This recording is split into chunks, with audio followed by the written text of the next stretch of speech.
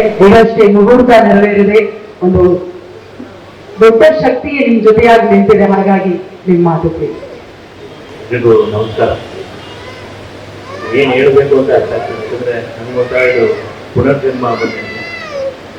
Aunty ಹಾಗೂ ಮಾಮನಿಗೆ ನಾನು ಎಷ್ಟು ಥ್ಯಾಂಕ್ಸ್ ಹೇಳಿದ್ರು ಅದು ಕಮ್ಮಿನೇ. ಅಂದರೆ ದೊಡ್ಡ ನನಗೆ ನಾನು ಬಂದವರೆಗೂ ಒಂದು ಹೇಳಿದಾಗ ಕಥೆ ಇದೆ ಅಂತ ಹೇಳಿದಾಗ ಡೈರೆಕ್ಟರ್ ಯಾರು ಅಂತ ಹೇಳಿದಾಗ ಒಂದು ಪ್ರೊಸೆಸ್ಸಲ್ಲಿ ಅವರು ಮಾಡ್ತೀನಿ ಸಿನಿಮಾ ಅಂತ ಹೇಳಿದಾಗ ಆ ಒಂದು November 28 ಆ ದಿನ ನಾನು ಲೈಫಲ್ಲಿ ಮರೆಯಲ್ಲ. ನನ್ನಲ್ಲಾದೊಂದು ಫೀಲಿಂಗ್ಸು ಏನೇ ನಡೀತಾ ಇತ್ತು ಸರೌಂಡಿಂಗ್ಸ್ನ ನಾನು ಯಾವತ್ತೂ ಮರೆಯೋಕ್ಕಾಗಲ್ಲ. ಭಾಳ ಖುಷಿ ಆಯ್ತು ನನಗೆ, ತುಂಬ ಅಂದರೆ ತುಂಬ ಖುಷಿ ಆಯಿತು. ನಾನು ಮಾತಲ್ಲಿ ಹೇಳೋಕ್ಕಾಗಲ್ಲ ಎಷ್ಟು ಖುಷಿ ಆಗ್ತದೆ ಅಂತ.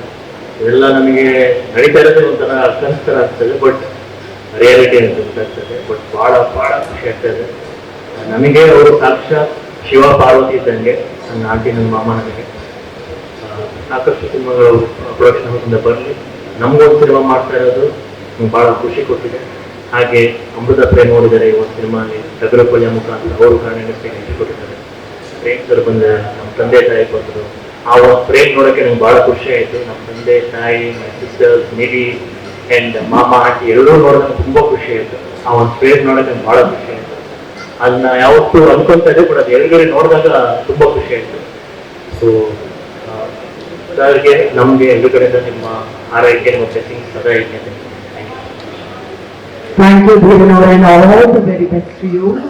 ಇನ್ನು ನಮ್ಮ ಸಿನಿಮಾದ ನಿರ್ದೇಶಕರು ಶಾಖಾಹಾರಿ ಮೂಲಕ ಕನ್ನಡ ಚಿತ್ರರಂಗಕ್ಕೆ